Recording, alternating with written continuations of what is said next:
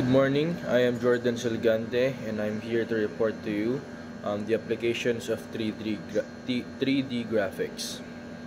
Well, number one, we have animation and visual effects. This is the most obvious and most well-known applications of 3D graphics in animation and visual effects, like for movies, TV series, animation, anime, yung mga film ng Pixar, mga Pixars, ganyan, mga cartoons. 3D graphics allows animators and VFX artists to create realistic and fantastical characters, environments, and phenomenon that would be almost impossible na may produce in real life dahil sa sobrang mahal.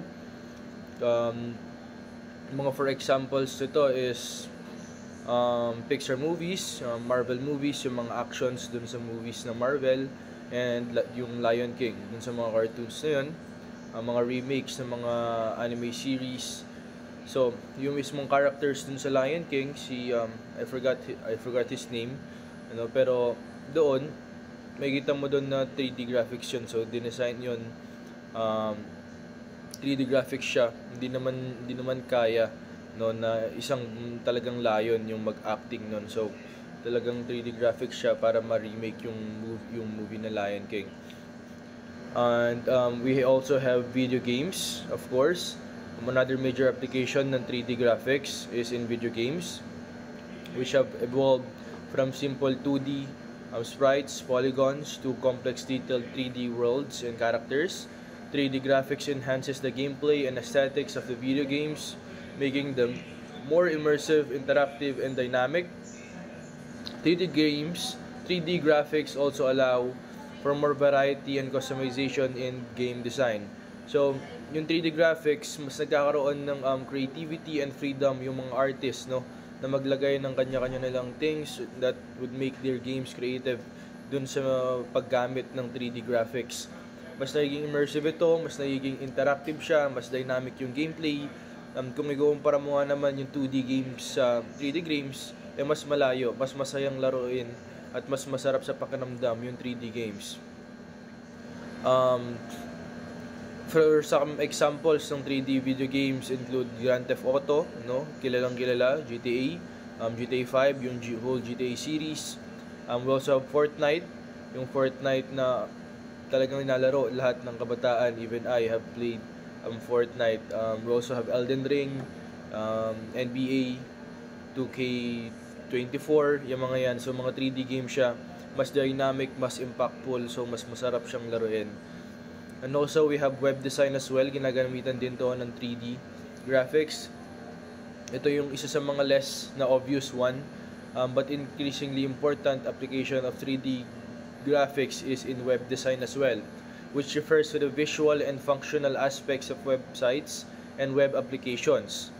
3D graphics can improve the user's experience and user interface of web design, making it more interactive, engaging, intuitive. 3D graphics can also add interactivity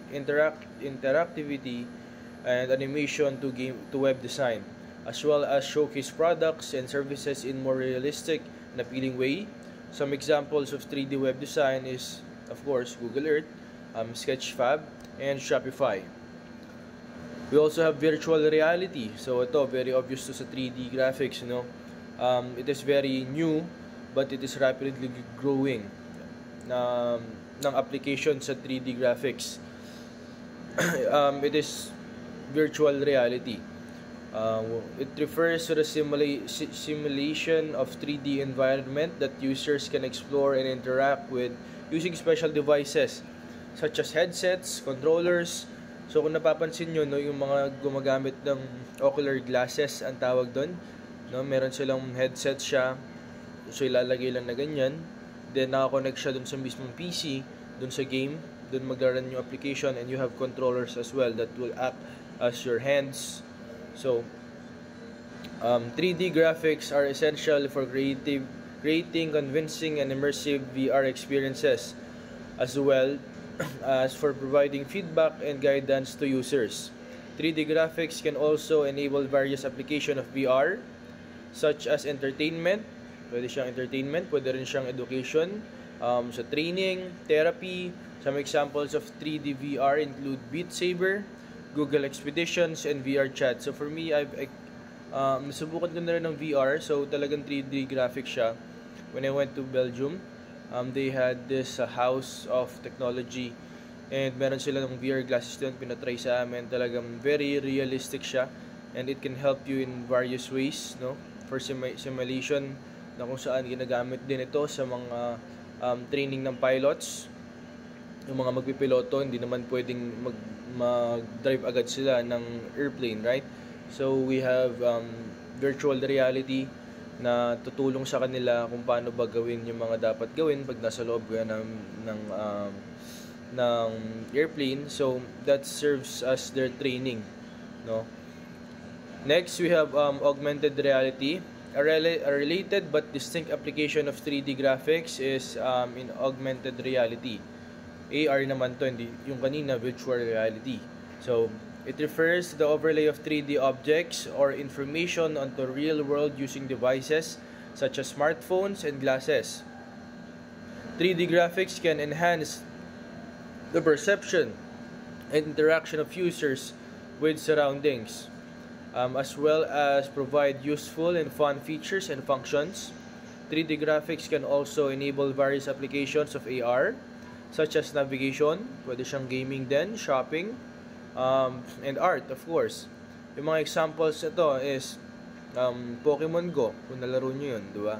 Yung kung saan-saan kayo pumupunta para lang makakatch ng Pokemon, you gotta catch them all. IKEA Place, and of course, yung mga Snapchat filters, Instagram filters na nag-augment ng mukha mo. Yung mga filters na yun, gagawin kang matanda, gagawin kang bata. So that is augmented reality na isa sa applications ng 3D graphics.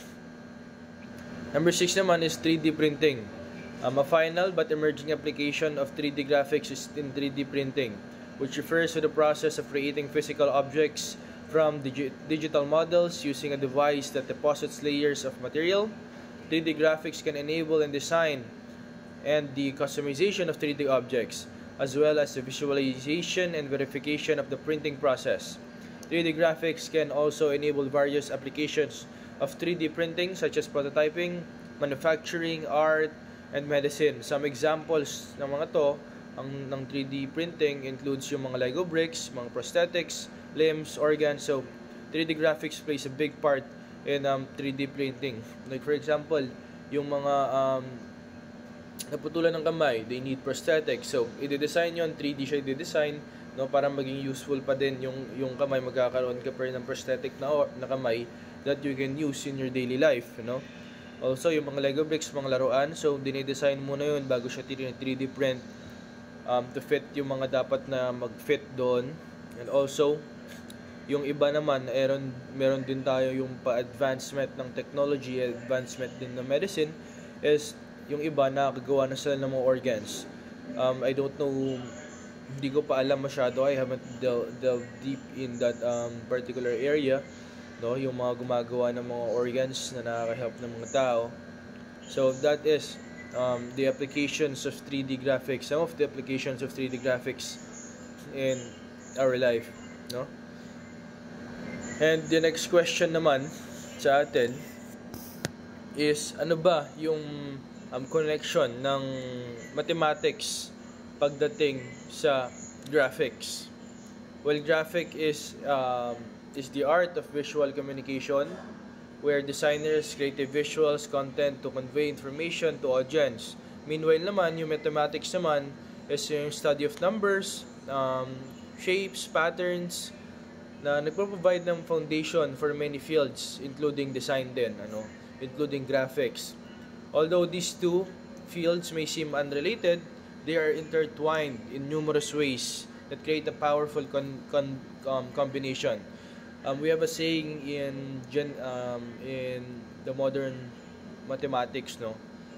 Napag-aralan namin siya, sabi niya, ng teacher namin, is mathematics is everywhere. No, math is everywhere, numbers is everywhere in the universe, in earth, dun sa paggalaw natin, sa mga bagay-bagay, nandyan lahat yan, ang mathematics, no? So, even in 3D, nandun din ang mathematics. Ang mga examples ito is geometry, no? Geometry in design. Paano ba gamitin to? Geometry is a branch of mathematics that deals with shapes, sizes, and positions of figures. It is an essential tool in graphic design where designers use shapes to create visual hierarchy and balance in designs. From the simplest shape like a circle to a square to a more complex shapes like polygons, curves, geometric shapes plays a significant role in design. So, alam naman natin to, no, yung mga shapes na nakikita natin, yung mga things na nandoon sa game, yung mga yon, yung mga 3D arts na yon, mga 3D graphics na yon na ginawa ng isang designer, may mga shapes yon.